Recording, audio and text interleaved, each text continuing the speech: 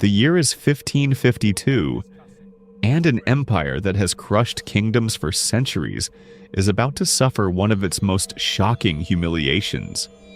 40,000 battle-hardened Ottoman troops, elite janissaries, massive siege cannons, endless waves of Azov irregulars surround a single Hungarian castle.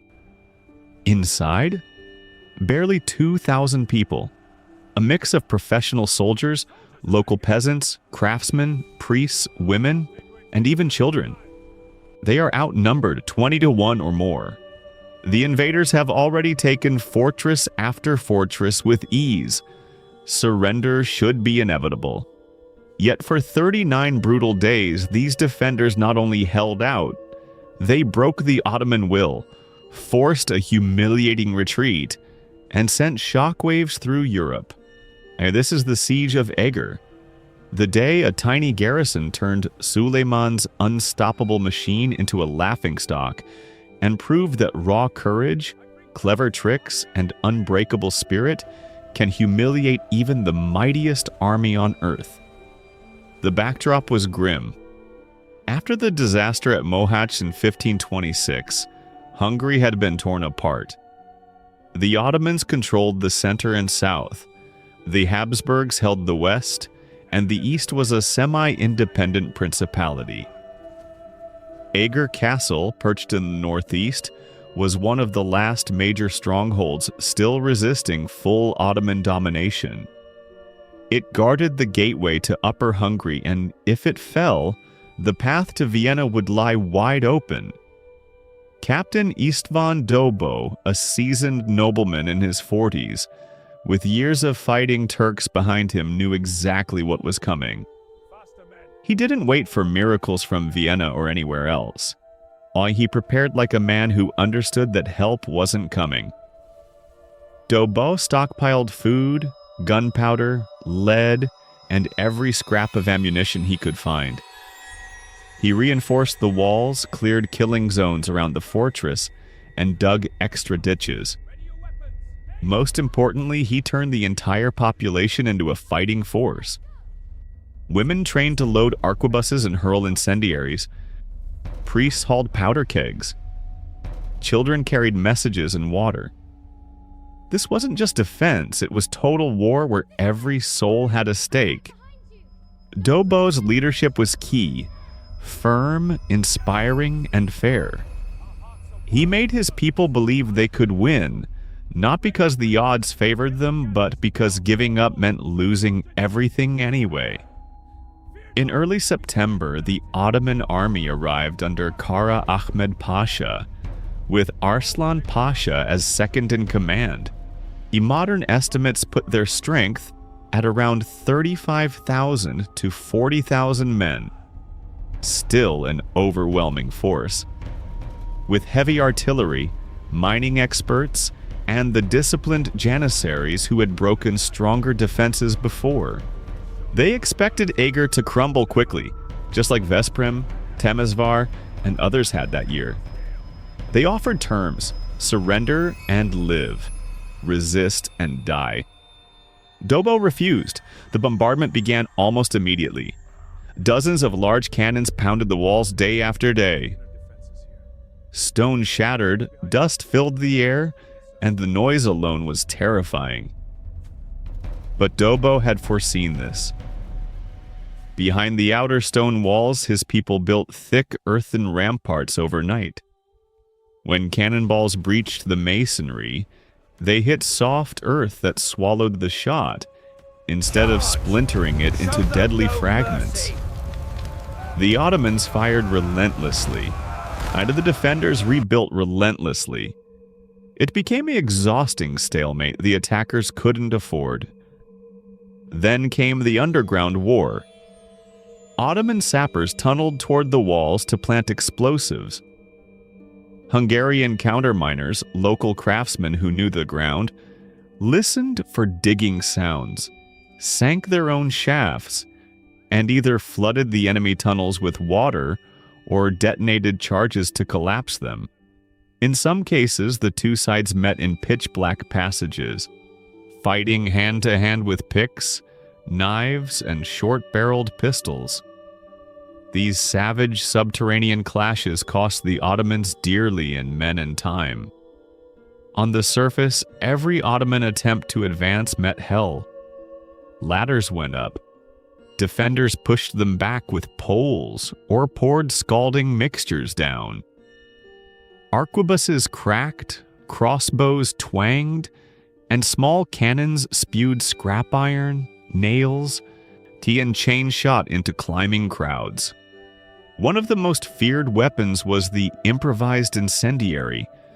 Pots of flammable liquid, gunpowder mixed with sulfur, pitch, oil, or whatever burned hottest, hurled from the walls. When it hit, it stuck and spread fire that armor couldn't stop. Men rolled in mud, screaming as flames consumed them. Ottoman accounts describe the terror of these clinging fires. Women became legends in these moments. Groups of them carried cauldrons of boiling fat, pitch, or hot lime to the ramparts and dumped them on attackers. Stories tell of women like Sisi Ilona personally pouring molten substances on ladders. Whether every tale is exact, the sight of entire families fighting side by side shattered Ottoman expectations.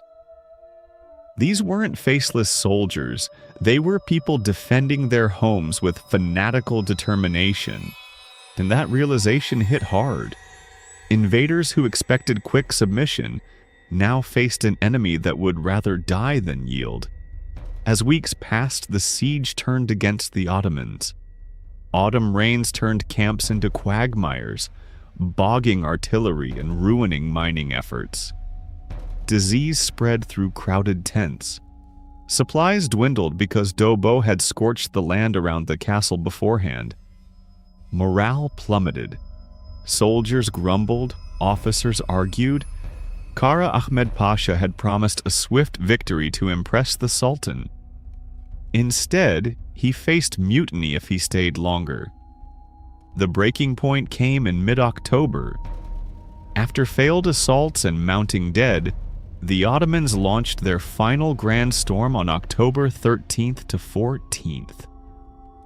Thousands rushed the breaches under covering fire.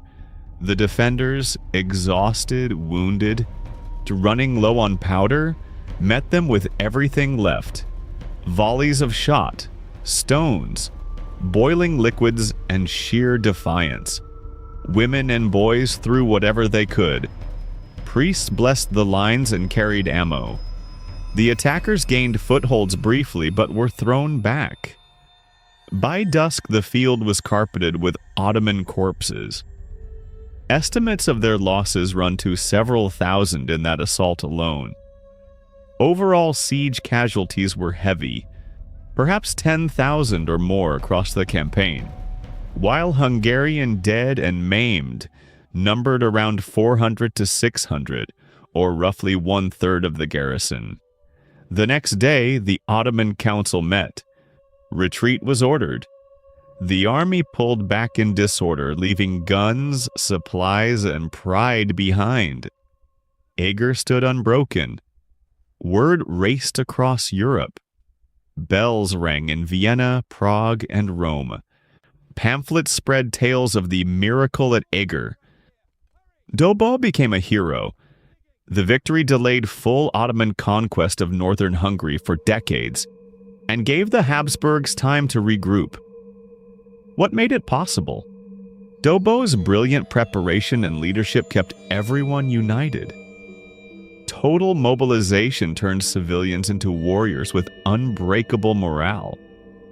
Smart defenses, earthen walls, countermines, incendiaries, neutralized Ottoman strength. The castle's position and bad weather favored the besieged. Above all, Ottoman arrogance backfired. They underestimated people fighting for survival, not pay. The psychological blow was crushing. An empire used to terrorizing foes met one that refused to break. That refusal cost them dearly and echoed far beyond the walls. And Dobó later faced Habsburg politics and imprisonment on false charges. A bitter reward, but his legacy endured. Eger Castle today is a national symbol, with annual reenactments honoring the stand. This siege isn't just history, it's proof that when people refuse to accept defeat, even empires can be forced to run. Small walls, big hearts, they can stop anything. If this tale of raw defiance fired you up, subscribe for more stories of history's greatest upsets. Keep them clean. Next up, Siege of Eger, 1566, where one castle held Suleiman himself long enough to doom his final campaign. Hit like if underdogs inspire you, share if you think impossible wins still matter.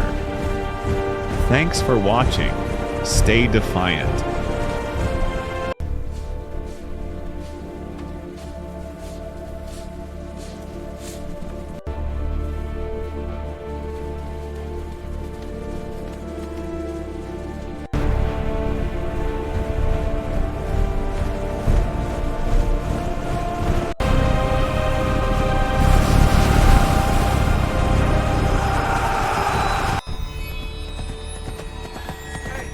I bring terms from the Hungarian king!